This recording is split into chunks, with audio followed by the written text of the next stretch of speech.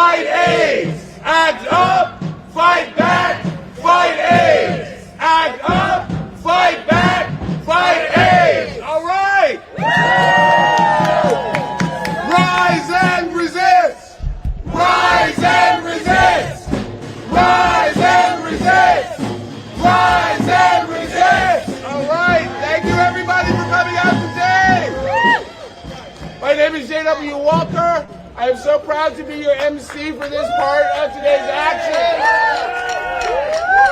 I got to know Mark through his work with Rise and Resist, but I've long respected his work for Act Up, and I could not be happier than to be here as someone who has benefited from the work of Act Up and someone who has been proud to march in these streets with Rise and Resist for the past 10,000 years. I'm going to start off by reading the mission statements of our two organizations and then talk a little bit about Mark Milano before I introduce our speakers. First off, can everyone hear me? Okay. Act Up. The AIDS Coalition to Unleash Power, Act Up, was founded in 1987 in New York City. It is a grassroots political group working to end the AIDS pandemic. The group works to improve the lives of people with AIDS through direct action, medical research, treatment and advocacy, and working to change legislation and public policies. United in anger and committed to direct action to end the AIDS crisis. Act up! Fight back! Fight AIDS! Act up! Fight back! Fight AIDS! Act up! Fight back! Fight AIDS! Act up! Fight back! Fight AIDS! All right. And now I'm proud to read the mission statement of Rise and Resist. It's a little bit longer. Rise and Resist was formed in response to the 2016 U.S. election. We are a nonviolent direct action group made up of both new and experienced activists committed to opposing, disrupting, and defeating any government, corporate, or other act that threatens democracy, equality, or our civil liberties. We work collaboratively, creatively, respectfully, and with all the joy we can muster for the health of the people and the planet. We reject state-sanctioned violence, bigotry, and systemic discrimination in all its forms, including those directed at people because of their disability, gender, identity expression, immigration status, race, religion, sex, and sexuality. We condemn all the oppressive policies that define the current government regime. We strive to intentionally honor the complex challenges we face. Join us in fighting for justice. Rise and resist! Rise and resist! Rise and resist! Rise and resist! All right. I like to think that Mark is looking down, spreading his energy over us today. These two organizations meant so much to him. He dedicated his every able moment to doing the important work that these groups do. Today we're going to have a number of activists from these organizations talking about the work that we are doing, the work that Mark has done, and the work that we need to do right now in this moment when a fascist autocracy has taken over our government and is putting the rich and powerful billionaires in charge of every aspect of American life.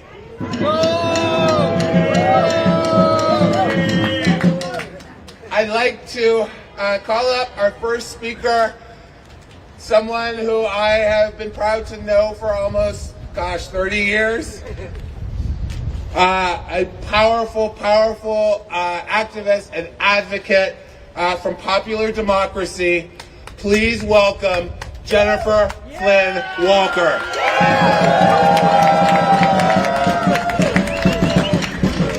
Hey everyone, welcome in. We are live in New York City. Hey everybody. Smash that like button, share this live stream. We will be live for a few hours today. The very best people are in ACT UP.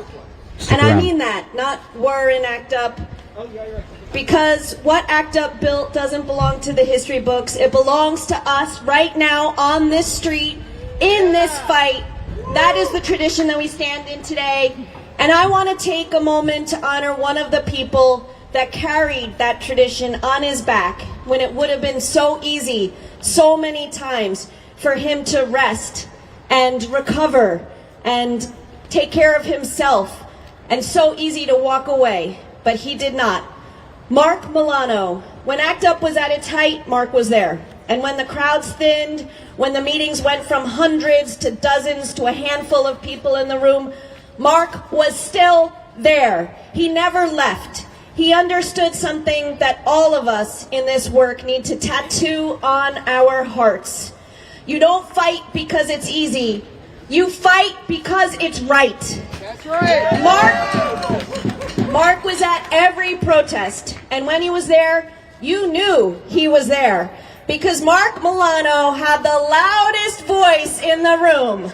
Not just the biggest lungs, but the clearest, loudest moral vision. When Al Gore, then a presidential candidate, was working to prevent South Africa from importing life-saving generic AIDS medications to protect their pharmaceutical profits, Mark was the one who got in his face. Think about that. A man who wanted to be president of the United States was letting people die. Oh wait, we understand that now. Yeah, that was shocking back then. They was waiting for letting other people die on a continent for a patent, and Mark Milano exposed that and said, not on my watch, and he succeeded.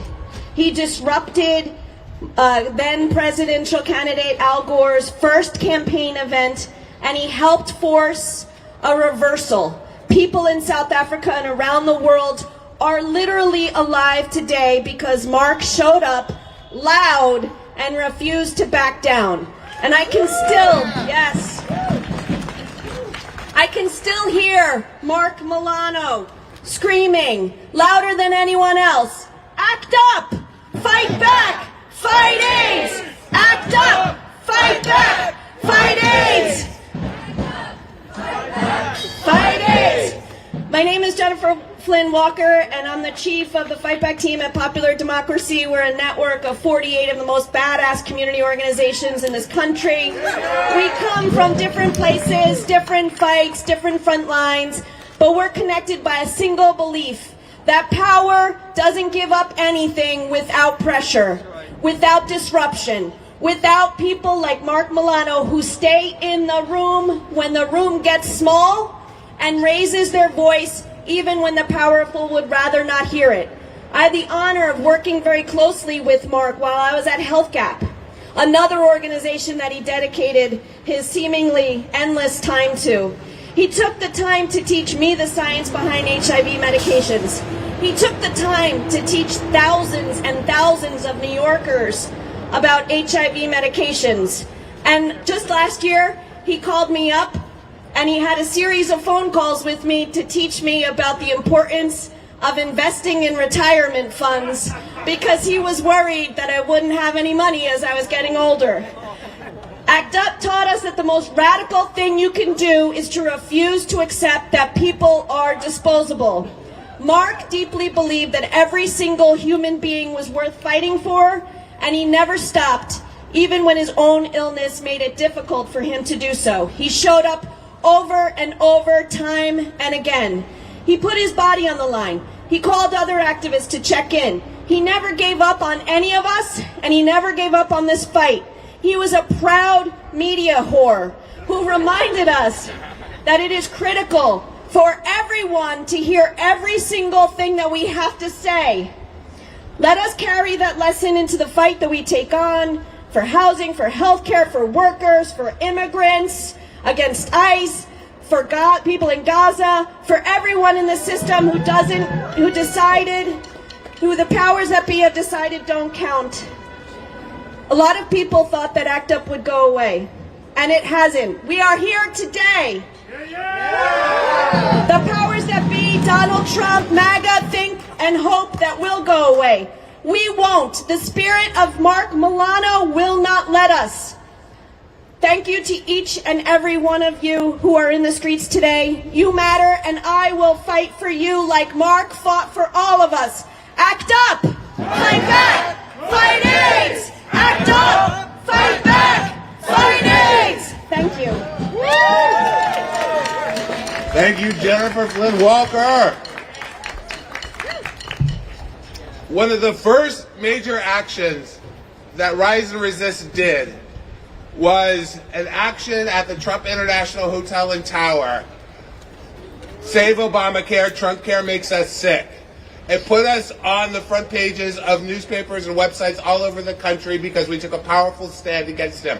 Mark Milano was behind that action, and side by side with him was our next speaker, Mark Haney from Rise and Resist and from ACT UP. Thank you, everybody, for being here today. My name's Mark Haney. I'm one of the leaders of the Rise and Resist Healthcare Action Group. And when we first set up the action group back in 2017, when the very first thing that the incoming Trump regime was working on at that time with their allies in Congress was to repeal and replace the Affordable Care Act. And Mark knew what that would mean for people living with HIV/AIDS and for all people living with serious and chronic and life-threatening illnesses.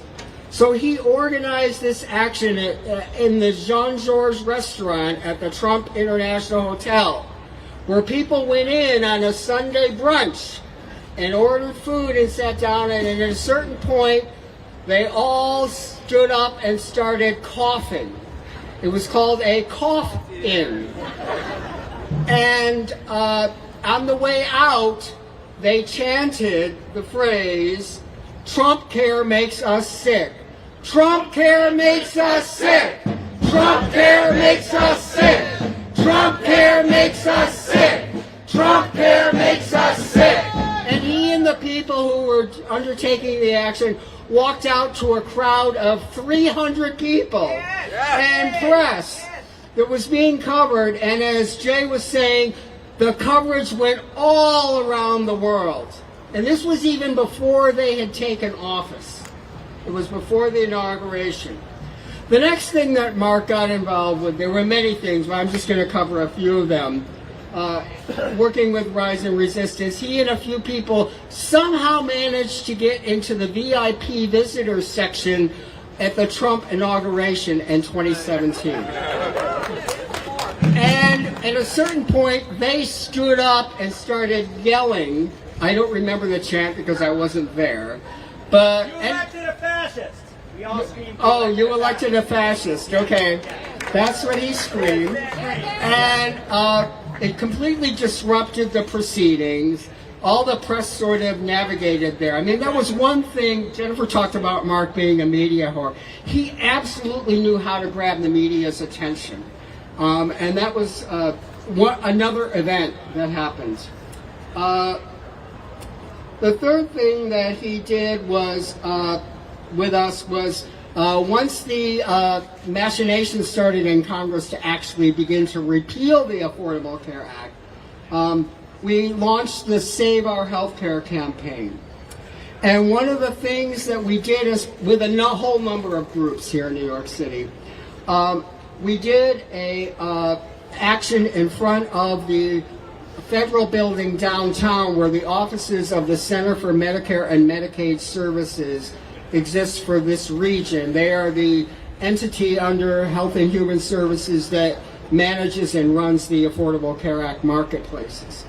So we did a Medicaid block grant vigil there where we literally built a wall probably 6 feet high and maybe 8 or 10 or 12 feet long of cardboard blocks that said Medicaid means, and different slogans, what it meant for people who had all kinds of things, what Medicaid does for people. Medicaid is the largest payer of health care for people living with HIV/AIDS, and always has been. So we did that, and again, we got lots of coverage because Mark's thing was we have to create a big, stunning visual. That's what attracts the media to come and cover what we're saying and doing. And another thing we did that Mark helped organize with Popular Democracy, Jennifer, I know you were very involved in this, was we did a 24-hour Save Our Healthcare Vigil outside the Trump International Hotel at the corner of Central Park South. And we stayed there for 24 hours. And there were speakers that spoke on different topics. And again, that attracted a lot of media attention. We had a big coffin with candles all around it. A lot of focus on the Affordable Care Act and Medicaid. And the next thing that Mark helped organize with us was during the COVID-19 pandemic, which is still underway. I want to remind people. There was an effort, once the new vaccines had been developed, the wealthy nations were hoarding the vaccines and were backing up the drug companies who were refusing to suspend their patents so that people around the world could get the COVID-19 vaccine. So we created a campaign called Free the Vaccine. And we did a number of demonstrations here in New York City, particularly targeting the high-income companies that were backing up, like the United States and the Biden administration at that time, that were backing up the drug companies and backing up the patents and hoarding the vaccines.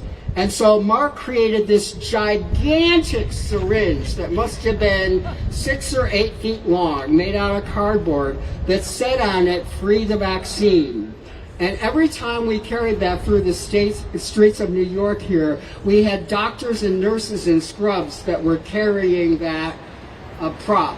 And again, it was a photo visual that went all around the world and got our message out.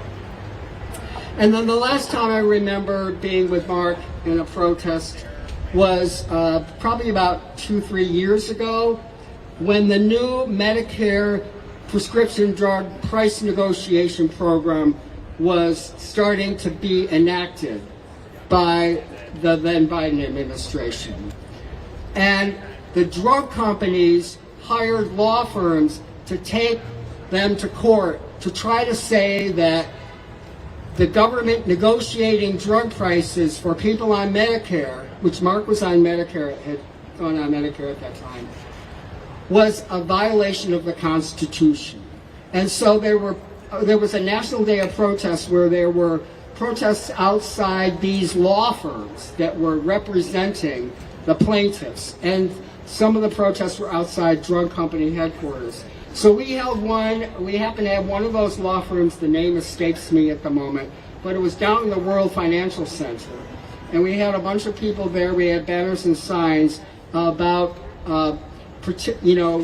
protecting, lowering drug prices in this country. Because as we all know, we here in the United States pay 2 to 3 times the amount for drugs than anywhere else in the world. We get ripped off royal by the drug companies. Every other country has a national health care program of some kind that negotiates those prices that are affordable for people who need the drugs. We are starting to do that now here in the U.S. under Medicare. So Jennifer talked a lot about Mark's qualities. I won't repeat that. He did have a booming voice. He was fearless and courageous, especially when he was confronted by opponents of whatever the cause was of the day. He was very knowledgeable about science and facts and the intersection between politics and public policy. He was often very obstinate when we were trying to work with him in a loving way, but more often than not, he was always right in the end of what he was advising that we do. So I want to one other thing that Mark worked on a lot was he led community-based HIV/AIDS research here in New York City. It was not through the hospitals, it was through community-based organizations. He worked on what we called in the ACT UP movement back in the day, the Demand the Cure Project. So I just wanted to note that. So I'm going to want to lead us in a couple of chants and then we'll move on with our programming. So, save our health care! Save our health care! Save our health care! Save our health care! Save our health care! Save our health care! The next one is end vaccine apartheid! End vaccine apartheid! End vaccine apartheid! End vaccine apartheid! End vaccine apartheid! Another one is we demand a cure! We demand a cure! We demand a cure! We demand a cure! We demand a cure! And the last one, of course, is one that we all embrace, but was really near and dear to Mark's heart about universal health care. Health care for all! Health care for all! Health care for all! Health care for all! Health care for all! Health care for all! Thank you, Mark.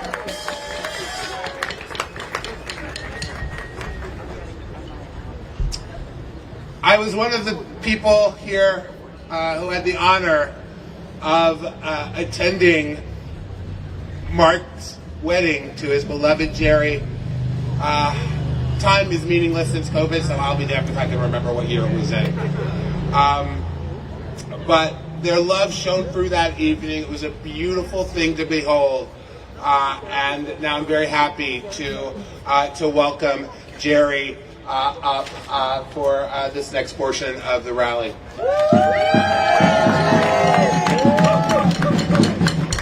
Hello everyone, I'm Jerry Valero. I'm Mark's husband and partner for the last 23 years. It was 2022. Mark said that after 20 years we'd better get married, now that it was time. I did not prepare, I thought I was just going to mention his name, so I didn't prepare anything. I can't add to what others have already said about Mark, and I'm overwhelmed by the outpouring of love, support, recognition that people have shared with us, for me, his family, since he passed in January. As I was listening to everyone, I hear the very public Mark Milano. He was everything that they said, and but Mark was also very private.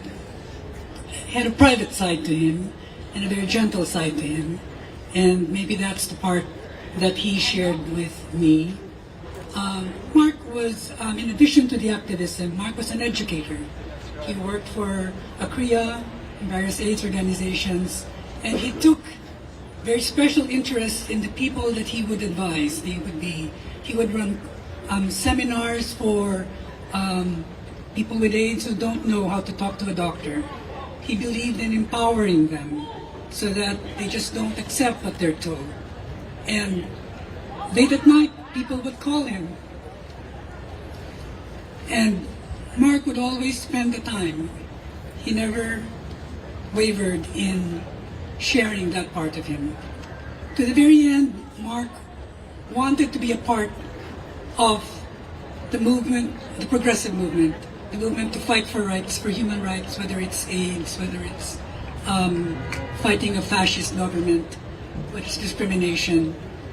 He was, at the end, dealing with cancer, but he said, as long as I can get out of my 5-floor walk-up apartment, I will walk down. And he was training, at the very end, to be an election monitor, poll watcher. And he went to classes. He was the only one in the class to attend, to be a poll watcher. Unfortunately, he couldn't go at the end. So I guess in our relationship, Mark was the activist. He was the one in the front of the lines. And I told him I am not a public person. I will be with you, but I will be at the back of the line. I will be in the march, but I will be in the back. I'm happy for you to be in the front, where he should be. But today he can't be here, so I'm speaking in his behalf. And I know the next part, I think, is a roll call. So, in Mark's honor, again, first of all, thank you to ACT UP, thank you to Rise and Resist, to Jay, to Jen, to Mark, for this amazing tribute to Mark. And also to all the other heroes and warriors of the AIDS movement, ACT UP, Rise and Resist, and all the groups, community groups here. So, to start off the roll call of heroes and warriors, I'm calling out the name of Mark Milano, present. Thank you.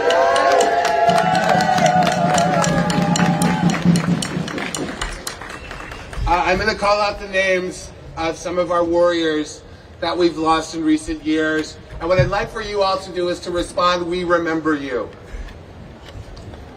Mark Milano. We remember you. Nanette Kazoka. We remember you. Jerry Wells. We remember you. Tim Lunsford. We remember you. Mel Stevens. We remember you. Kathy Otterson. We remember you. Larry Kramer. We remember you. Andy Velez. We remember you. John Vega. We remember you. Now, if anyone out here has a name that you would like to call out, someone that you've lost to HIV and AIDS, or someone who fought in the fight that we've lost, please shout out their name. I'll start with my late partner, Greg Allen Torso. We remember you.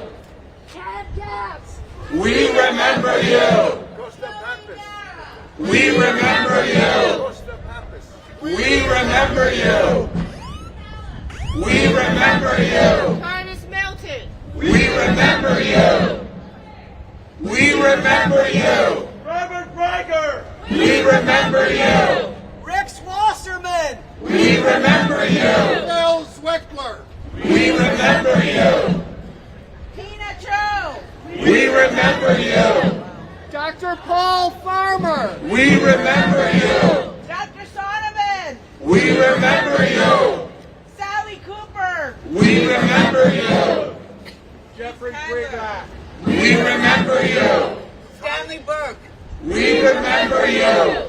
David Nelson. We remember you. Don Bernard. We remember you. David Martin. We remember you. Jim Brudner. We remember you. Bob Wagner. We remember you. Michael Cowan. We remember you. John Tacticals. We remember you.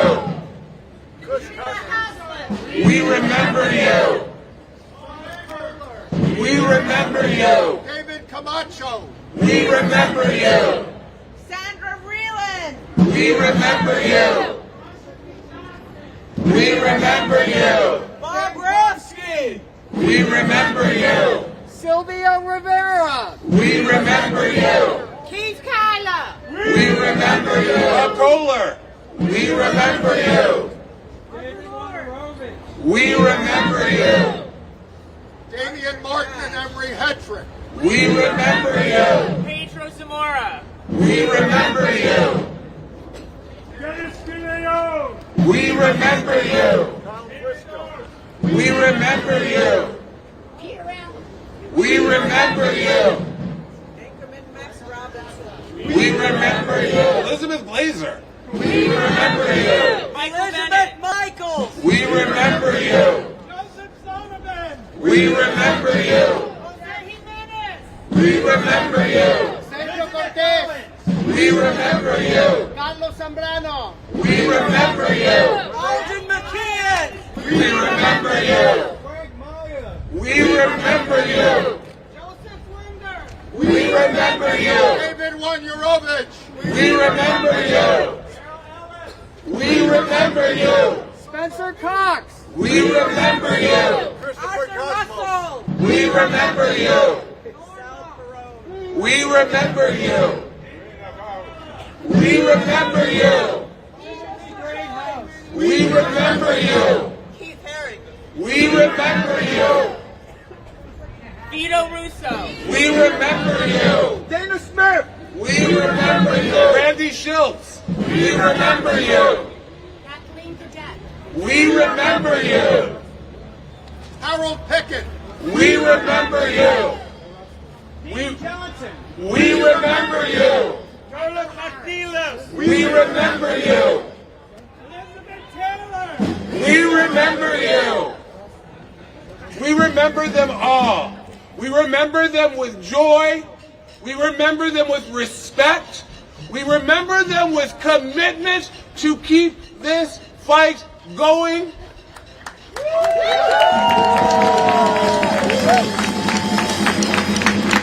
And I'm going to say that what we are going through in our government right now is like the worst acid flashback you've ever had in your life, back to 1981 to 1988, when we had another doddering old white man who didn't give a fuck about anything but his powerful friends controlling the fate and the destiny of this country. We needed Act Up to come into existence then, because nobody else is going to fight for us. Now we're in a space where so many communities are under attack that it seems impossible to focus on everything. And so those of us who have been in this fight for treatment, for research, for access to medication, for vaccine development, here and around the world, we're going to have to redouble and retriple and requadruple our efforts, because they are trying to kill us. They are trying to kill us. Trying to kill us. So now I would like to invite up for the next portion, as we've done our piece of remembering these amazing warriors that we have lost. Now we're going to talk about the fight that we have before us and the fight that we are going to commit to. And I'd like to call up Eric Sawyer from ACTA, Housing Works, Health Gap, from everything. Eric Sawyer. Hi, everybody. Hi, Eric. How are you? I'm going to talk a little bit about something that Jay mentioned briefly, and that's the similarity between what we're going through now under this horrible Trump administration and what we first experienced in 1987 in the Ronald Reagan administration. Like my AIDS shirt, it kind of called out how we thought he was a despicable thing that made us sick. So in 1987, that was 39 years ago, I got a call from my good friend Larry Kramer, who said to me, "Eric, I need your help. I've just found out that the federal government has allocated $100 million for AIDS research funding, but only one drug, AZT, is in clinical trials, and there's a hiring freeze at the National Institute of Health that won't let them hire any researchers to oversee any clinical trials." They didn't want to actually mount an effective AIDS research. They just wanted to have a photo op and put out a press release to make people think they were actually going to do something about AIDS. That ain't right. Larry wanted to make the world aware of this. He said, we've got to create a civil disobedience group like the anti-war movement and start disrupting business as usual and impress upon the press that AIDS is a crisis, that it's spreading in Africa and other places to heterosexuals. It's increasing at astronomical rates every year, and in the gay community, half of us are going to be dead within a year or two if some treatments aren't developed to try to slow the development of AIDS.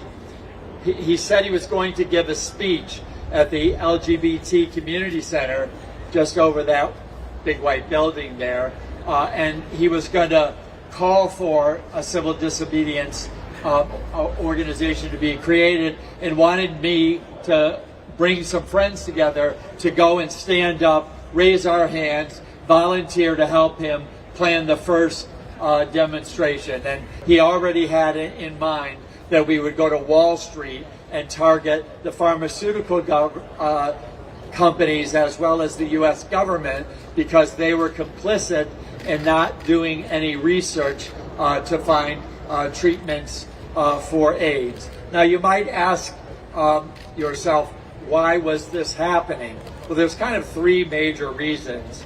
The first one was that Reagan didn't give a shit about people.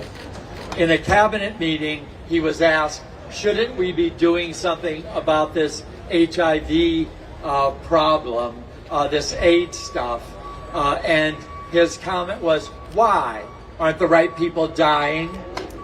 At that time, HIV was primarily in the U.S. and in Europe, only affecting gay men, IV drug users, and sex workers. Those were expendable people in his viewpoint. The second reason is healthcare wasn't a priority for Ronald Reagan. What was? Just like Donald Trump, who doesn't give a shit about your healthcare. You see how he's going after our Medicare, Medicaid system, right? Just like Donald Trump, another big priority for Ronald Reagan was tax cuts for the rich. In 1981, he gave the biggest tax cut ever, primarily to the rich. At that time, the richest individuals paid up to 70% of their income in taxes. The Reagan tax cut in 1 year cut that rate to 50%, the second year to 38%, the third year to 28%. Huge tax cuts, just like this big, beautiful bill.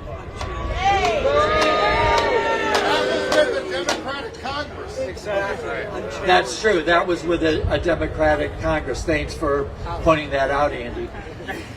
And how did he want to spend that money that he was,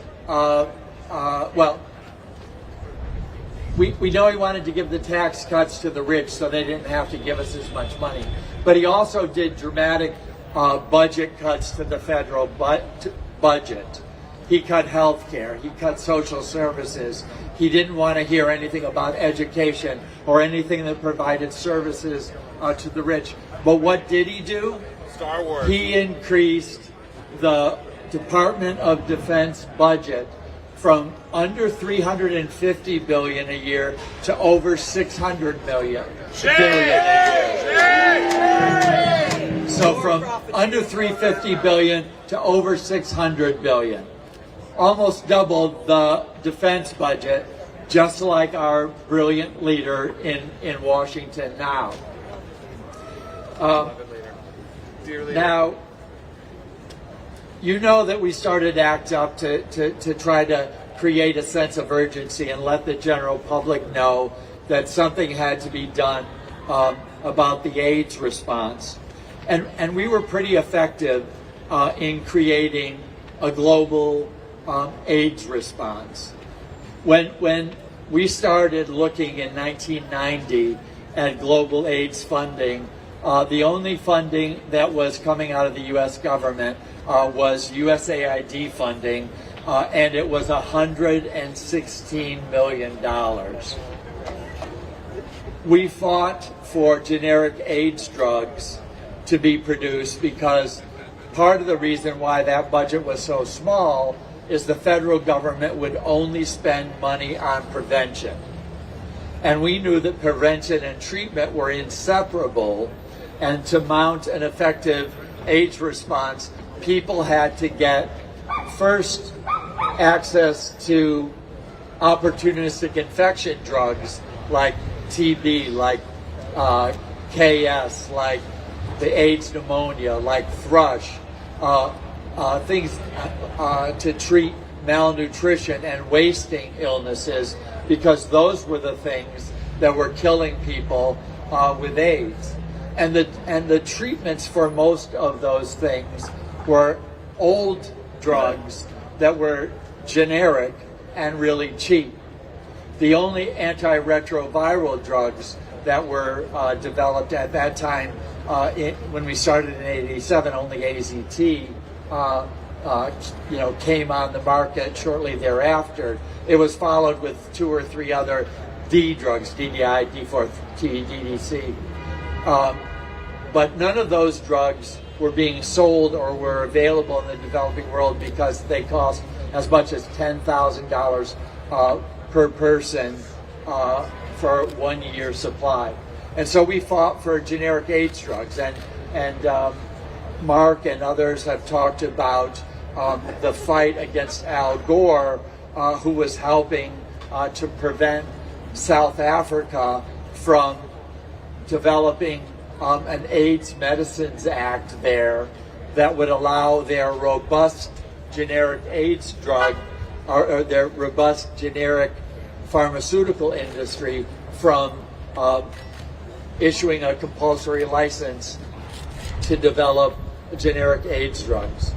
So we made that kind of the center of our rallying cry against the U.S. government's refusal to allow generic AIDS drugs to be produced, and chased Al Gore all over the country with chants of Gore's greed kills, AIDS drugs for Africa.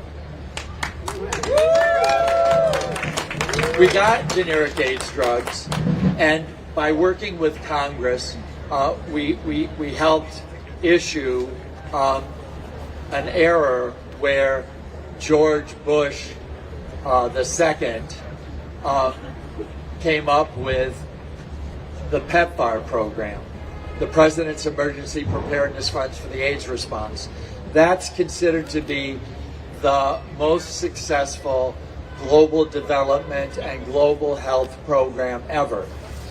We got the funding that was only around $100 million, 116, before George W. Bush, and subsequent to the announcement of PEPFAR, that funding has gotten up to be over $7 billion a year. It also got more than 26 million people on AIDS drugs around the world, and dramatically reduced the number of AIDS deaths and new infections every year. It built health infrastructure. It also distributed PrEP, which dramatically reduced new infections. But what did Elon Musk, Marco Rubio, and Donald Trump do within the first few months of their administration? Killed people. They killed PEPFAR. This highly popular $7 billion program that we fought really hard to get was killed by them in a matter of months. And we started doing a lot of demonstrations, and we got Congress to support restoring those funds. But what has Trump, Rubio and company done? They've refused to allow those funds to be allocated. They refused to let those funds be spent, even though the funds were restored by Congress, and the federal courts have said that they have to release those money so people can get access to those drugs. Well, right now we have a situation where Trump, as you know, wants to continue funding war. And just as a comparison of his out-of-line priorities, The Guardian released an article that said that the war in Iran is costing around $12.7 billion a day. Enough for war. Exactly. And they killed a program that was $7 billion a year that was providing 26 million people a year with treatment. And that shows how out of sync their priorities are, how much we have to go to the streets to do just what that chant is saying. Demand that money be spent for health care, not for ICE. Demand that money be spent for AIDS care and not for war. And we hope that you will join the activists that are continuing to do demonstrations to try to get those funds released and spent, and join us in trying to help to fight to restore PEPFAR. Thank you very much. Money for health care, not for warfare. Money for health care, not for warfare. Money for health care, not for warfare. Money for health care, not for warfare. All right. Thank you, Eric. Next up, I would like to invite Valerie Jimenez Reyes from Housing Works.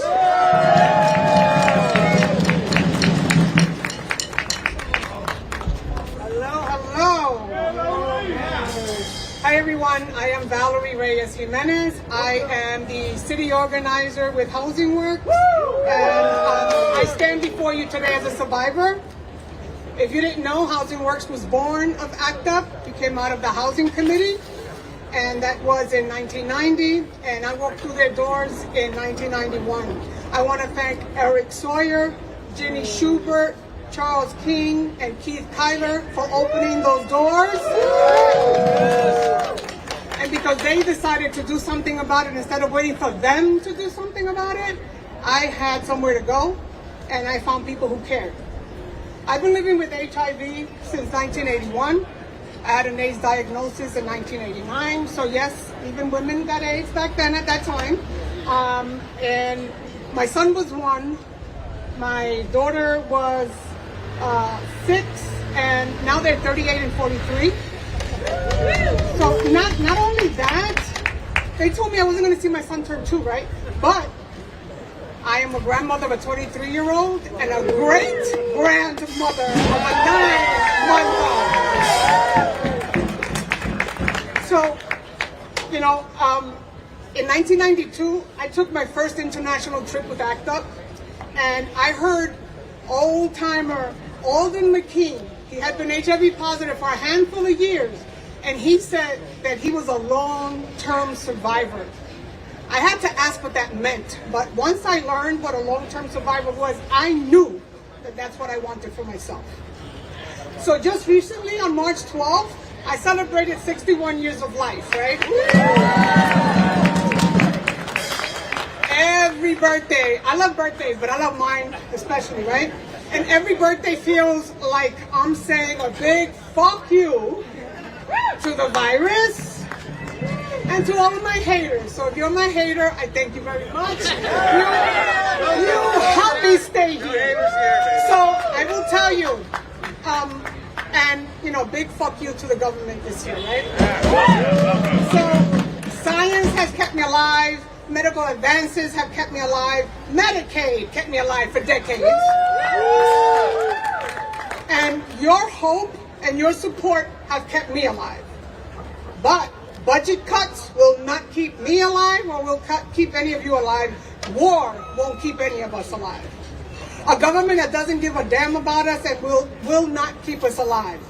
Right now, changes to Medicaid and the Affordable Care Act are threatening health coverage for people living with HIV and those that are most vulnerable. H.R. 1 represents one of the largest cuts in U.S. history. An estimated 15 million people could be left uninsured.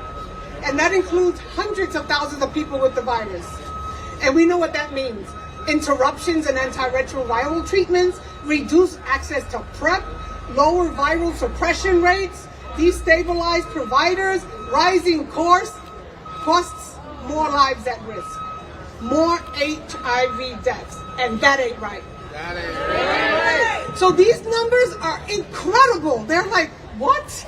But look, $1 trillion cut to Medicaid over 10 years. Not a B, not a M, not a B, but a T, trillion. 7.5 million people will lose Medicaid. 10 to 11 million people will lose health insurance. 1.2 trillion spending cuts in Medicaid and SNAP. About 500 billion would it be Medicare cuts. So if you're getting older like me, guess what we got to look forward to? 150 billion defense spending increase. 375 billion. Listen, I don't want no more numbers. Y'all can all Google this. You can figure all this out. It's bad news, right? We've made so much progress, and we will not stand by and have it dismantled and taken away. But let me tell you something. My track record and your track record up until this point, up until this very moment, is 100%. And it's 100% because we've survived every goddamn thing life has thrown at us so far, right? And this fight is not over. Many of us are older, I speak for myself, and have begun to pass the baton on to our younger comrades. We need you to continue to mourn the dead and to fight like hell for the living. That's right. There is something spreading across this country, something really dangerous, something really sick. There is a cancer growing and it must be cut out before it metastasizes out of control. Period. The end. I was always told, be a good girl. You know, girls don't fight. Just, Well, guess what? I was also told that if you get bullied and you get hit and you don't hit back, you're a goddamn fool. And I was going to get my ass kicked at home, right? So I learned how to stand up and fight back. And that's what I've been doing. And that's what I'm going to keep on doing until I can't fight anymore. We are not going back to those dark days. Because we'll march, we'll fight, and I'll see all of y'all in the streets.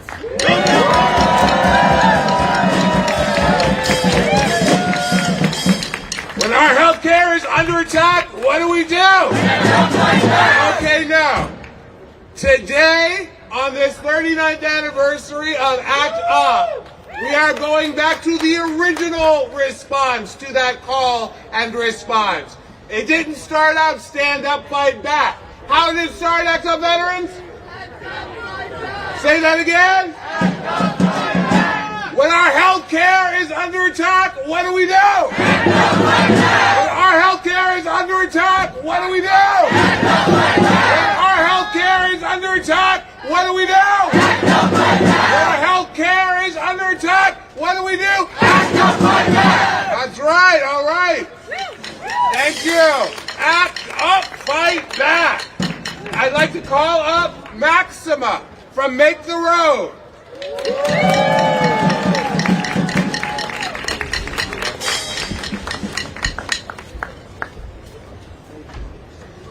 Wow. Thank you very much. Guess what? I'm a survivor too. Yes, I am. And thanks to every single of you been fighting for many decades. Thank you. Hello everyone, my name is Maxima, and today I have come representing the Trans Immigrant Project Committee of Make the Road New York. Let us emphasize that the current number of people living with HIV worldwide has, as of this moment, surpassed 40 million, with 1.3 million new infections in 2024 alone. We denounce that the absolute negligence shown toward individuals who are HIV positive, and we know that many have died while in custody of these national security and immigration enforcement agencies. Security for whom? only for them, because we are subjected to discrimination, intolerance, xenophobia, and racism. They are fully intentional on destroying the diversity that is emblematic for a city like New York and a country like United States of America. The systematic abuse against LGBTQI+ and HIV positive individuals in ICE and CBP custody is unnecessary, inappropriate, inhuman, and indeed, it's illegal. No, that is not right, that even while we are trying and going through the process of regularization of our immigration status, we are harassed in courts and waited for outside of our front doors. ICE agents have become human hunters who seek out their prey based on color, accent, and appearance. Shame on them. Companies like Palantir help make this happen through billions of dollars of government funding that could instead be used for things like healthcare and other social services that help people instead of hurting them. That's right! And they hurting us, of course. We demand justice. We demand respect. We demand dignity. Together, the government, health entities, and the population, we can definitely eradicate this epidemic forever. Thank you. Thank you very much. Thank you, Maxima. And what Maxima said could not be more true. They are creating villains, fake villains, in trans people, in immigrants, in queer people, in poor people, so that they can rob the middle class and take that and give all of that money to the Epstein class that is building these detention facilities. Shame! And now I would like to call up from Act Up Philly, Sterling and Sam. Here. I thought everybody was here. Oh, there you go. Come on up. Philly in the house. Act Up Philly in the house. Hi, thank you, New York. People with AIDS are under attack. What do? Act up, fight back. Act up, fight back, fight AIDS. Act up, fight back, fight AIDS. My name's Sam. I'm with Act Up Philly. So just briefly, I mean, so many of our leaders have said HIV is proof positive of racial injustice in our systems. And for so many years, we've been out here for decades. We've been out here for decades, and so many years we've been protesting because of government inaction, right? That's what's been promoting, like, racism and structural inequality that perpetuates the HIV epidemic. Currently, we are facing active genocide. We are facing a government with genocidal intentions. We are facing corporations that are funneling money into ICE and war instead of HIV prevention, like housing. We all know housing prevents HIV. Right. We know access to resources like healthcare prevents HIV. Treatment prevents HIV. With that said, thank you all so much for being here. Sterling. Thank you, Sam. My name is Sterling Johnson.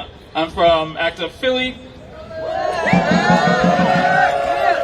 Thank you for everybody in New York, but I also gotta, put some Philly names on there like Michael Hinson.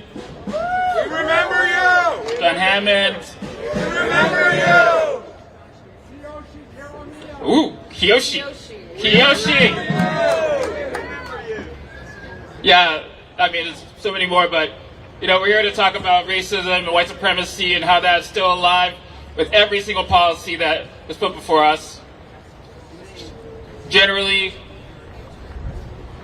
there's like a high point of a pandemic or, where there's interest, but then once it seems to go down a little bit, or at least for usually the white and rich people, everybody starts to stop paying attention. But, I can tell you, I'm a survivor who became positive in 2020. It's like, it is here now. It still affects people. Like, we know that HIV criminalization still affects people. There's still people saying that it is a crime for people with HIV to have sex, to have love in our lives. It might not be a crime for people around here, but it's a crime for people in Tennessee, in Florida, and Missouri. That's right. So we got to care about them too. And we got to care about all the people that are unhoused, that are living in encampments. Where in Philly we defend their encampments. They try to build stuff. We're like, I just had a protest the other day where we're just like, no matter what, every time they take up a tent, we're gonna put one right back down. I don't give a fuck, right? It's like, and I don't care what they want to build. They want to build like a Trader Joe's or like I guess they want an IMAX. Who cares? I don't care. It's like, if it means like you're not gonna treat our people with respect and dignity. People that have lived on the margins and that are just trying to make it honestly have had experience with the system. At least a lot of our siblings, they don't even want any of the state. They've been through what the state has to give them, and they're like, we'll figure it out on our own. Honestly, it's like, give us the medication, but we'll figure it out, right? We need to grow our own food. We're gonna take care of each other. We're gonna figure this stuff out because they're just tired. They're really tired, That's why we got to fight for some of the big stuff. Because people got to believe again. That's like one of the things that's happening, right? They're so used to the medical racism. They're so used to going to the doctor and not being believed. So used to getting fired from jobs off of some bullshit, It's just every part of their life. So when stuff happens to one of us, we got to believe it. And we got to fight for it. And the thing is that, no matter who is saying it, right? Especially when it comes to like employment and our trans siblings, it's like, we can't just let them go at it alone. And through so many places, we gotta say, like, if this happens to one of us, we're gonna come back to you with an army, right? So if you fuck with one of us, you fuck with all of us. There's stuff like that. And I can tell, there's stuff going all over the country, but like, at least in Philly, it's like they're just cutting. There's a lot of cuts. There's a lot of cuts of syringe programs and HOPWA, people that are being put out of programs, and we just been organizing in different ways. I feel like I was hearing the things around Mark Milano and thinking about the thing is the spectacle, right? You got to have the spectacle. One of the things we're doing is we're putting a banner right down Delaware Ave saying that it came into our communities. We need safe sites. We need sanctioned sites for people to live unharmed from bulldozers and police. And we want to make that, we put that right along, they call it Columbus Avenue, but fuck Columbus. It's Delaware Ave, So we want the whole world to see, if you come to Philly and come for a soccer game, you're going to see that Parker sucks, Shapiro sucks, that we're going to take care of each other, right? People with HIV deserve dignity. They can't miss our communities. These are the things you're going to see.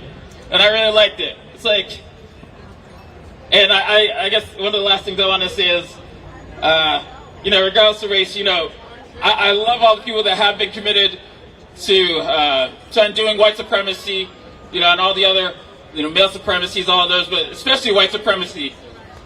Like, ACT UP is based in that. ACT UP Philly is definitely based in that, but we have a lot of allies that have been committed to that. And regardless of the race of those allies, they've been committed to undoing white supremacy. And that's something that we've come together on for a long time. And that's something that I've been inspired from. inspired by, you know? It's like people, they don't have to, but they know what's right. They know the right thing to do. And it actually is pretty easy to do the right thing. And I just want to say that, especially when I see people that say they have lived experience, it seems to be happening all the time, all across, where there's like people saying, I have lived experience of this, or I'm HIV positive, like in San Francisco. Somebody's saying they're HIV positive and is on the county supervisor saying that we need to keep more people in jail, right? They're just using their experience to, do shameful things. But you got to come from a lineage. And I'm glad that everybody is here. It's like, and I want to listen to, and be accountable to all the people that did it before. I'm grateful for people around us, like Jose DeMarco.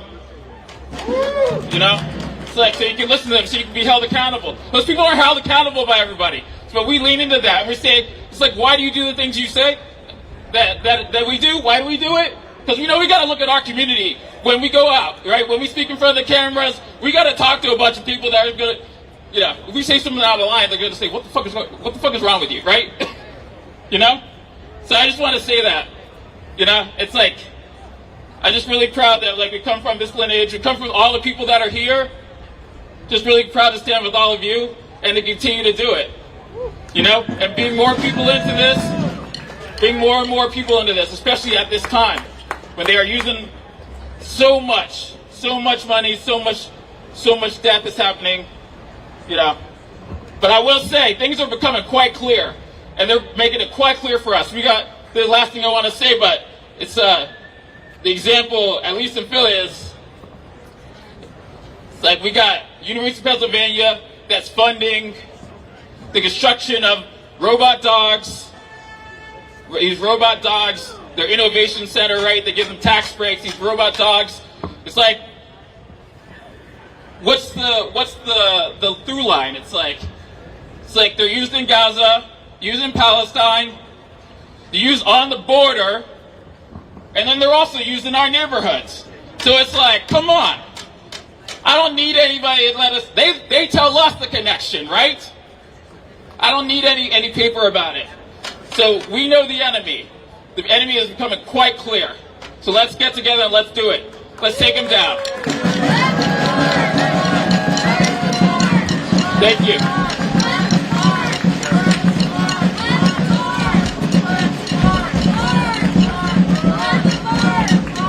Thank you, Maddie. Thank you, Sterling. Thank you, Sam. And Sterling and Sam just reminded me of something that we've got to remember here in New York. We talk about ourselves as being this blue oasis. Meanwhile, we have this governor that's going to refuse to raise taxes on the Epstein class so that the poor and the working class in this city have to bear the brunt of our budgetary shortfalls. We've got, in our city council, we've got Julie Menon, our speaker, trying to limit our ability to hold protests in educational environments and near churches and near healthcare settings. Just because someone is a Democrat does not mean that they are on our side. We have to hold them to account even more because they slide by with their association with us. We have to hold them into account and call them out even more whenever we can. All right, so now I would like to call up from Act Up, Maddie B10.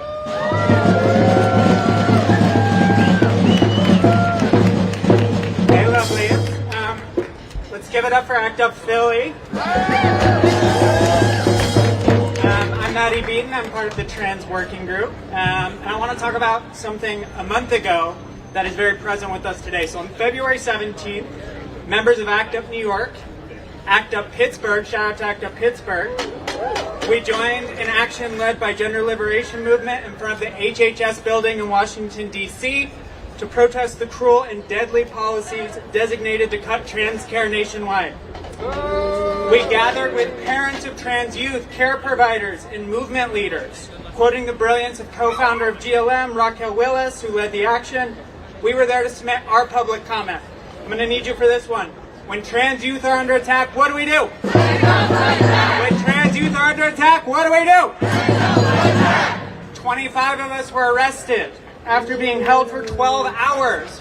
When we were released, we received news that NYU and other hospitals preemptively capitulated to Trump and RFK and were canceling appointments for trans youth.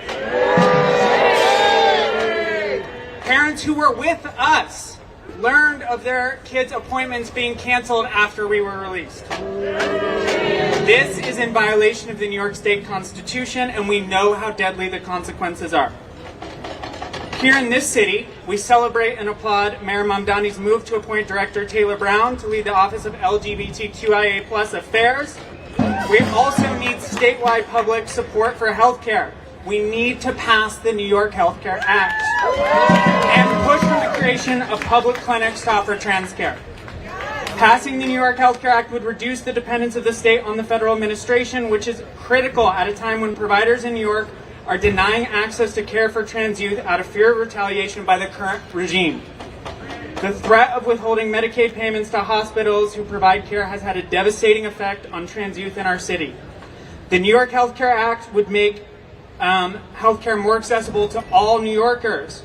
Cost would no longer be a barrier to patients getting the life-saving care they need.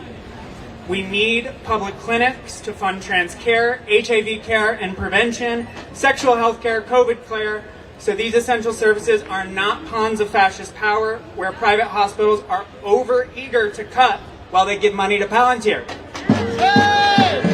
This could be a model for a national healthcare system. Cis allies, we need you in this fight. We need you to put your bodies on the line like parents of trans youth are doing.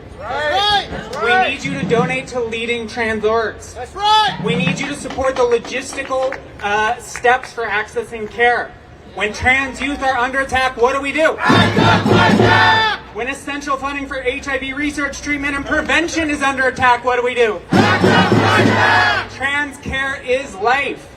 Trans youth deserve health care. The ACT UP Trans Working Group emphasizes that our struggles are interconnected. We say hormones, not drones. Care, not cops.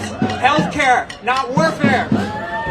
Abolish ICE, dismantle Palantir, free Palestine, Black trans lives matter, end AIDS.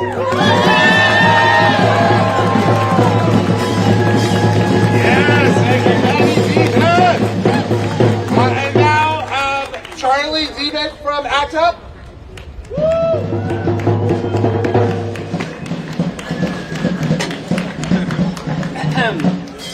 Greetings, mi gente. I'm here from the ACT UP Local Issues Working Group. And I just want to say something really quick about local issues. Clearly, we're here directing our ire towards a federal fascist administration on every level. But on every level means on the state level, on the city level, we have a whole structure of representatives, and it is unacceptable for them to respond by shrugging and simply saying, well, this was cut, funds were cut. That's not an answer. Compliance is failure. We have to understand that. Any excuse that surrenders to that sort of authority is not doing us any service. So our local officials need to do more work and work with us in this instance. So, with that said, this is a message from ACT UP Local Issues Working Group that's been engaged in a clinic watch campaign, monitoring the conditions at the New York City Health Department's free clinic system for the past 2 years and advocating for updates and improvements. Here in New York City, we have an amazing and free sexual health clinic system. It's not only free, but it also does not rely on federal funding, so it's not jeopardized by funding cuts from the president. But many of you here today have probably never heard of it. Why don't they advertise? Well, lucky for them, we're here at ACT UP 39 to give them a free ad slot instead, and to tell you how to bully them into making it even better. So, this is a public service announcement. There are free health clinics in Morrisania, Jamaica, Corona, Fort Greene, Chelsea, and Central Harlem. They're open Monday from 8:30 to 3:30 p.m. You don't have to make an appointment or show insurance or ID or be a citizen. Just show up and they will see you. They offer PrEP, PEP, HIV treatment initiation, medication abortion, doxy-PEP, and STI testing, and treatment for bacterial vaginosis, chlamydia, gonorrhea, syphilis, Mpox, and HIV/AIDS. They also offer Plan B, as well as birth control ring, patch, pills, or shot, pregnancy tests, and IUDs. They offer vaccines for HPV, hepatitis A and B, meningitis, and Mpox. These are amazing services, and we encourage you to use them all the time and to tell all of your friends that they're available. And we also need your help. We want these clinics to extend their hours to be open from 8 a.m. to 8 p.m. Monday through Saturday. In order to see daytime workers and school-age teens, we want them to provide free PCR COVID, flu, RSV testing, which they can afford because it uses the same testing machines as the STI tests. And we want them to provide gender-affirming care for trans and non-binary youth and adults because we need this at a city level. So it can't be fucked with by federal courts. We also need the health department to pull money from other parts of their budget to reopen the quote-unquote temporarily closed clinics in Crown Heights, Staten Island, and Riverside that they quote-unquote can't afford right now. Lastly, we need the health department to create a free KN95 mask program that provides ear loop KN95 masks in subway stations, in libraries, and at these clinics. Because although the health department admits that KN95 masks, unlike surgical masks or cloth masks, are the only options that will protect the wearer from COVID and other viruses, even if people around them are not also masking, there is no place in New York City to get a KN95 mask unless you have internet access. This is, of course, a drastic inequality to public health.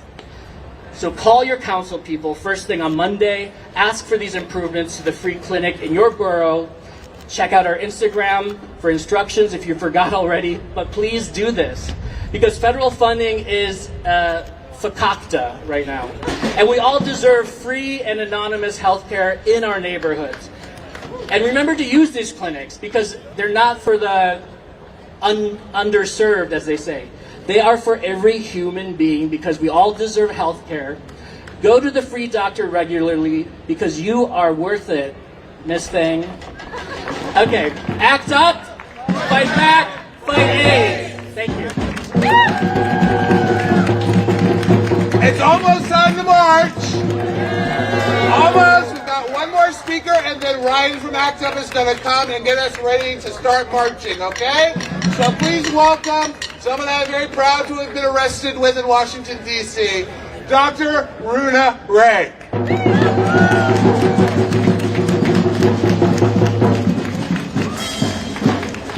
Hi everyone, I'll keep it short. I know you guys are enjoying the beautiful weather out here. My name is Dr. Runa Ray. I am here from Physicians for a National Health Plan Metro New York chapter with my daughter. I'm also the new co-chair of the DSA Healthcare Working Group. If anyone wants to get involved with either organization, please let me know. I'm here today to pay tribute to our heroes who have fallen, the heroes of ACT UP, Mark Milano in particular. I became a doctor because of ACT UP. I read about ACT UP and the band played on by the late Randy Schultz when I was 21 in the fall of 2001, 9/11. And from them, I learned about people like Mark Milano, Eric Sawyer, Greg Gonzalez, and all the dykes who loved the gay men who were dying of AIDS at the time. And they showed me that you can be a doctor or a healthcare worker and work in solidarity with your patients sorry, who are directly affected by health problems, and especially those who are marginalized, ignored, treated like crap, and left to die. ACT UP showed me that fighting for lives is an urgent fight that happens in the streets, not just in legislatures and in the ivory tower. Today, the same forces, as we've heard already, the same forces that are attacking people, that were attacking people with HIV, are attacking us all.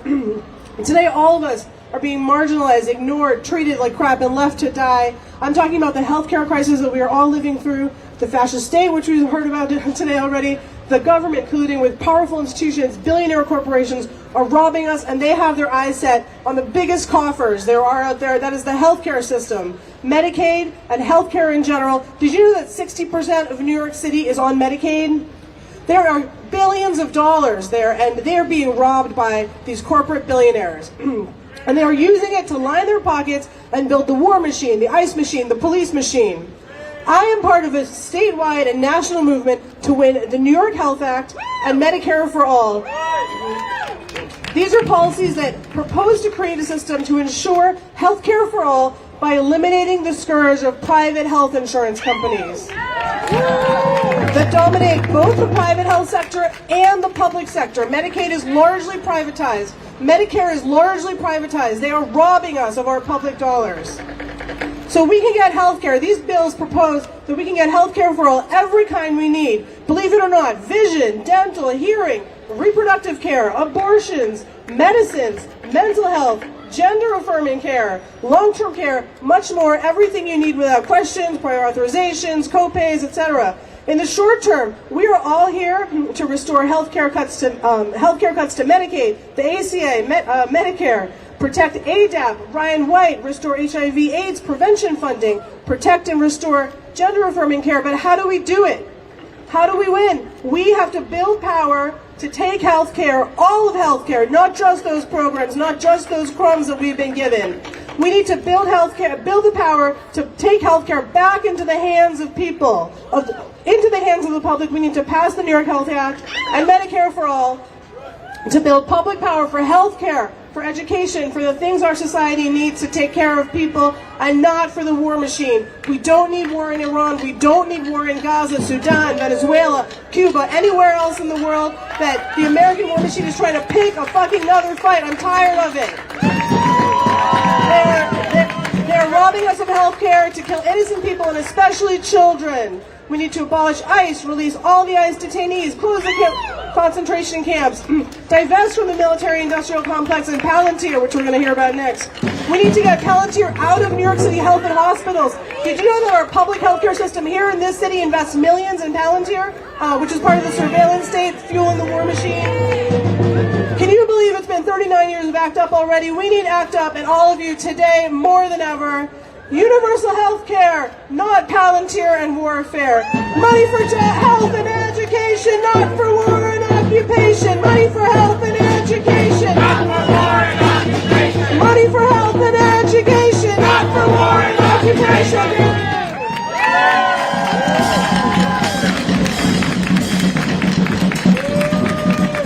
Money for AIDS and health care, not for ICE and warfare. Money for AIDS and health care, not for ICE and warfare. Money for AIDS and health care, not for ICE and warfare. Money for AIDS and health care, not for ICE and warfare. All right.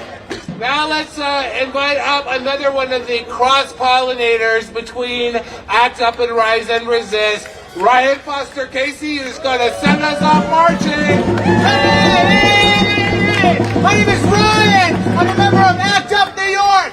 ACT UP, the AIDS Coalition to Unleash Power, a group of diverse, nonpartisan individuals united in anger and committed to direct action. Committed to direct action.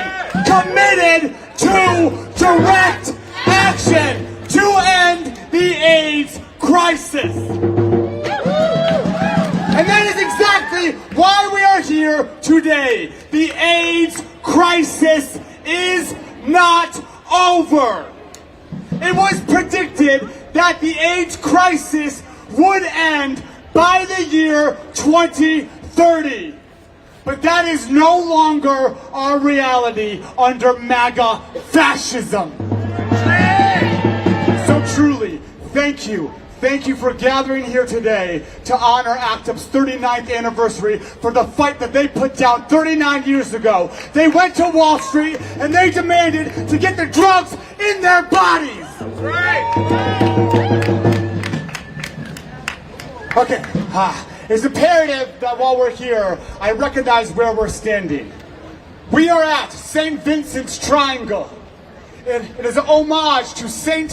Vincent's Hospital. It is a tall order to be asked to recognize the role St. Vincent's Hospital played in the AIDS crisis in New York in the late 80s and early 90s. Many people here today knew St. Vincent's. They knew St. Vincent's hallway. They knew St. Vincent's emergency room.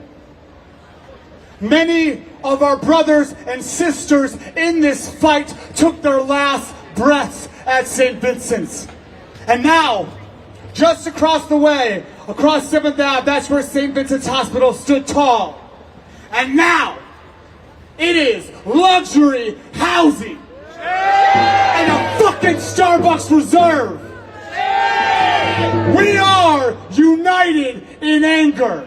We are on sacred ground. So everything that everyone threw down to here today, all of our speakers, all those words, all the names called, all the souls honored, take them with you into the streets today. So the organizers went back and forth and had an honor after 39th anniversary. We're to channel this rage, this anger, and we landed on Palantir. Palantir is a radical Christian, misogynistic, white supremacist founded, government profiteering, billionaire data analysis company. Palantir is currently used in New York City's hospitals and clinics. There's some murmurs that that might not be true as of today. So looks like we're in the right place at the right fucking time. But Palantir has offices in New York at 626th Avenue. So we're here today to say we want Palantir out of our healthcare, out of our government, and out of New York City. Okay, what I'm about to say now is very imperative for everyone's safety as we go into the march and take these streets. We will march to Palantir. Once we get to Palantir, we will do another rally with our glorious drummers. We'll hit those chants. Then we will do a die-in. One of ACT UP's fundamental tools of direct action, a die-in. After the die-in, we'll have another rally. And that will be the concluding part of this action. It is imperative during this that when the marshals ask folks to get to the sidewalk, we take the sidewalk. It's very important that this happens for the safety of everyone here.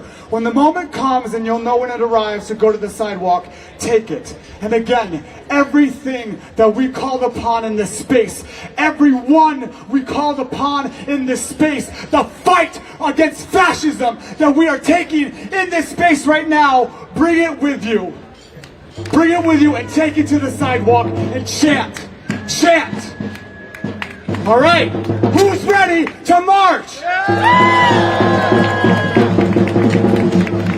Okay, this is how we're going to form up the march.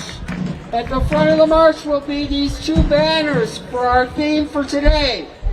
Money for AIDS and healthcare, not for ICE and warfare. Then we will have the ACT UP banner. And behind that will be a contingent of a banner and some signs about Mark Milano. Behind that group, all the rest of us will march. We are going up Greenwich Avenue this way to 14th Street. We will turn and walk east on 14th Street. Alright everyone, hope everybody's doing well.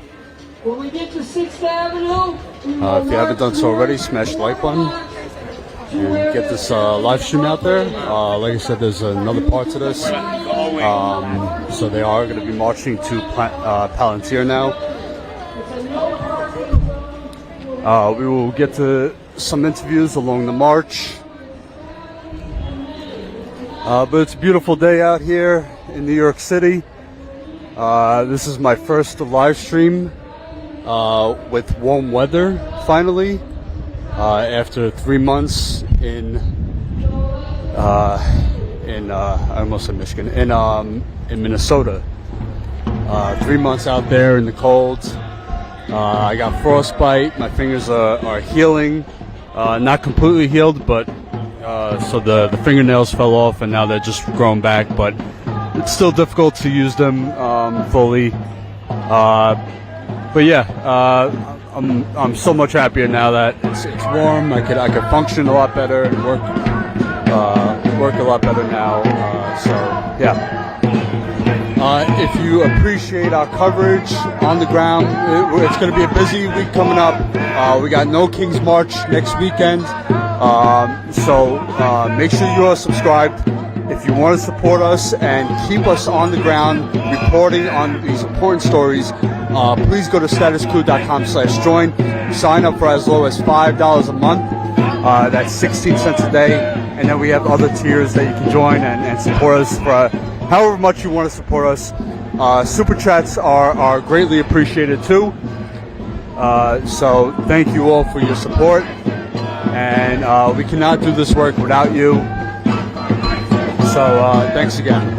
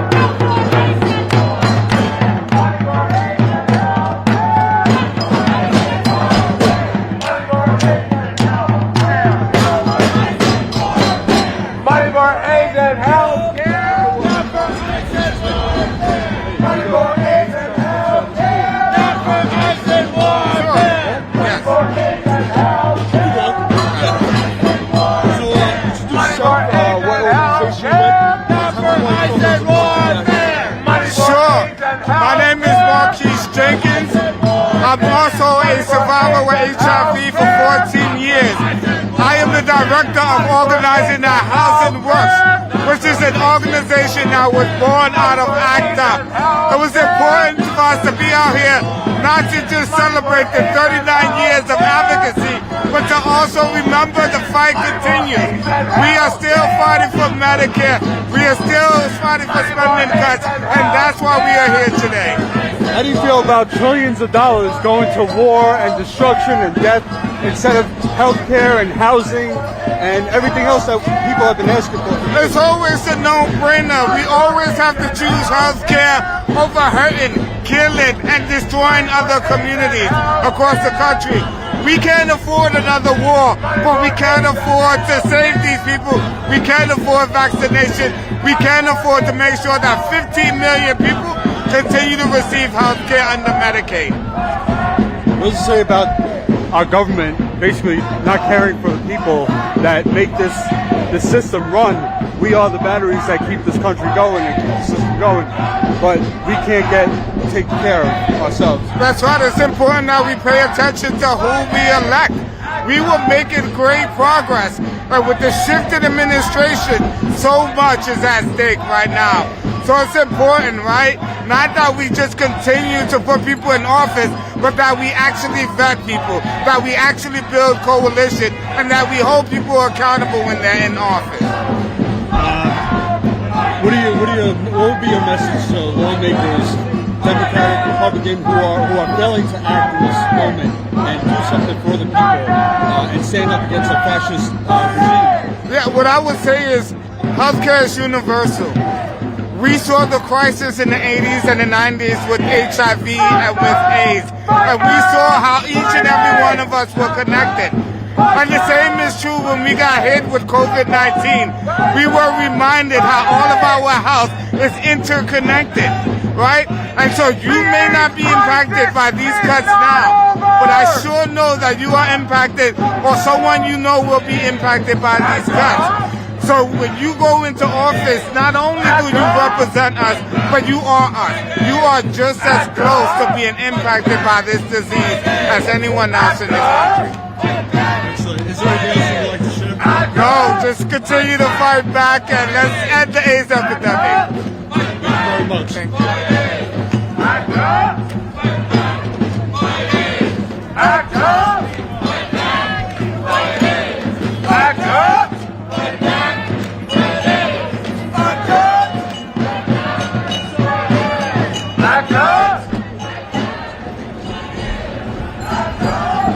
Alright, so they are marching, looks like west, I believe they're going west. Alright, so now we're on 8th Avenue and approaching West 14th Street.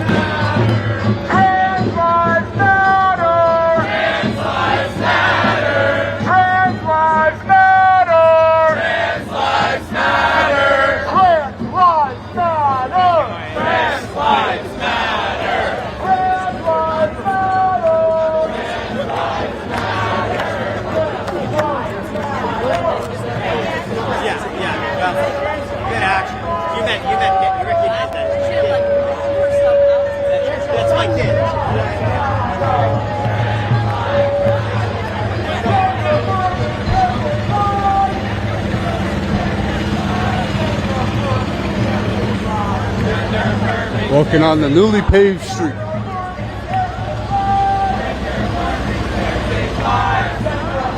Feels soft.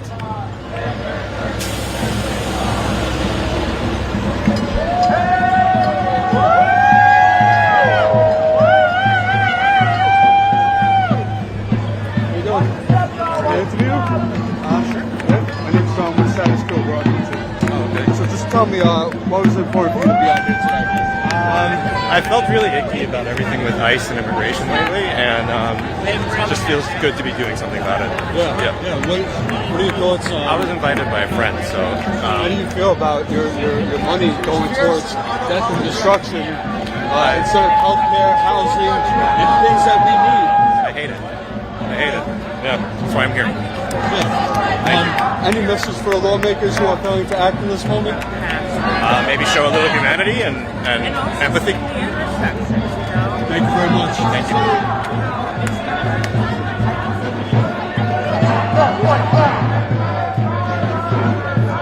How you doing? Good, how are you?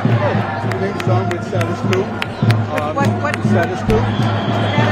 Yeah, that's our channel on YouTube. What's your progressive?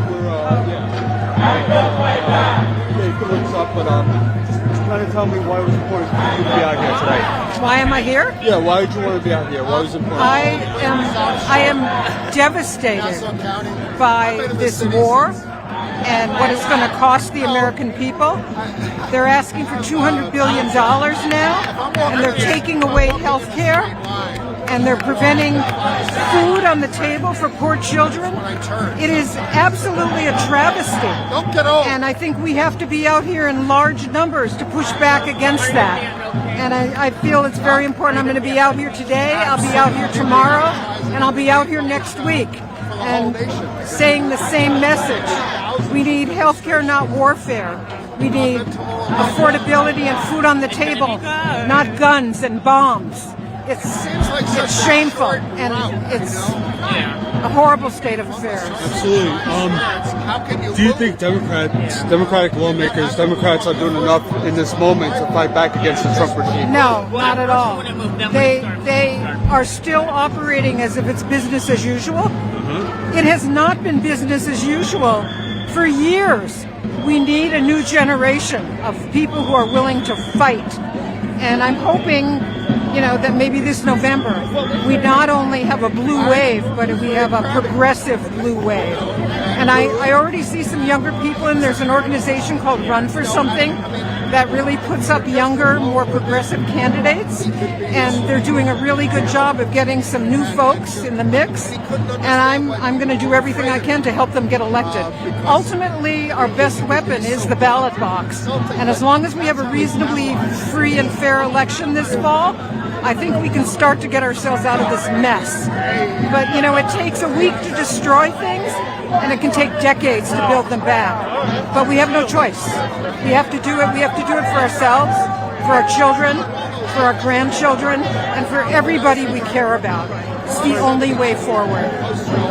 That's excellent. Is there anything else you would like to share or say, or anything you have in mind? I just want to say to everybody out there that No Kings on March 28th is going to be one of the most important demonstrations of disgust and anger and pushback against this fascist regime that we possibly can have. We need everybody out in the street. So go to No Kings, check with Indivisible, and find a march near you. March 28th, a week from today. Excellent. Thank you. Do you want to give your name? Sure. Yourself. Yeah. Sandra Radoff. And I'm with Rise and Resist. Thank you very much, Sandra. Okay. And again, my name is Jon with Status Coup. Okay. Right? Nice talking to you. Thank you very much. I forgot where your group went. Did you lose your group? I'll find it. Okay.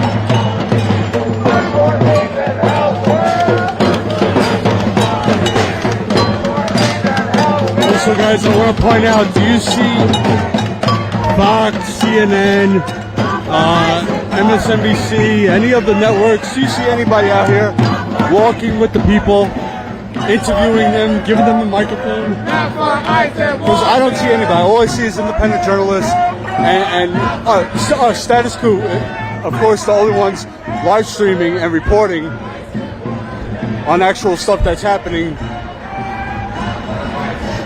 So, yeah. So if you appreciate what we do, reporting where the other networks won't go, and giving the microphone to the people who the networks won't give it to, if you appreciate that, go to statuscoup.com/join. Sign up now as a member. That is how we operate. That is how we are able to do the work that we were doing. To be everywhere we have to be, whether it's Florida, Michigan, Chicago, Minneapolis, Minnesota, Washington, D.C., L.A., Wisconsin. We're all over the place, all right? And we're a small team, but we're trying to grow. We want to be everywhere all at once because things are getting worse. As the economy gets worse, things are just going to get worse. So we want to be there, and we can't be. I can't be everywhere. JT can't be everywhere. So we're trying to grow. So yes, we rely on you guys, the members, audience. So become a member if you can. statuscoup.com/join. And if you're not subscribed, make sure you subscribe because it's going to be a busy week. And then we have No Kings next weekend. So you want to get that notification for when we go live, when we post videos. And shout out to Midas Touch for partnering with us. They've been great.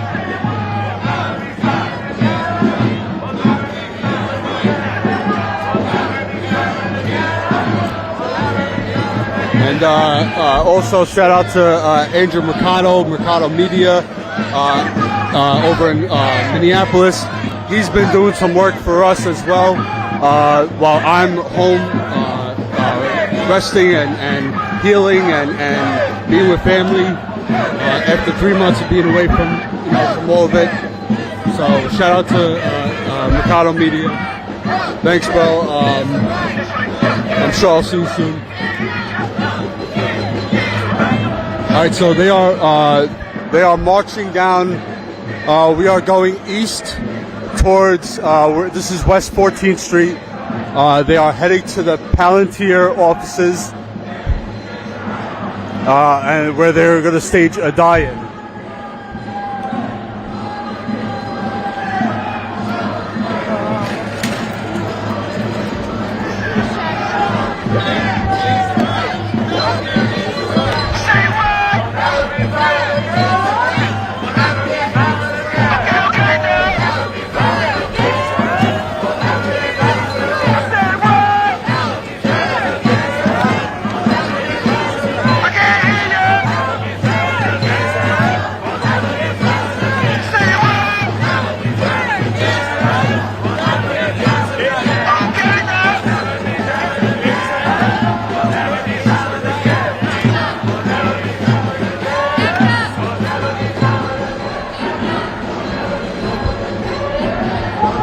So I'm pretty sure the offices are on 6th Avenue here. We're at 6th Avenue and West 14th Street. Act up! Act up! Act up! Act up! Act up! Act up! So you have the marshals here blocking traffic.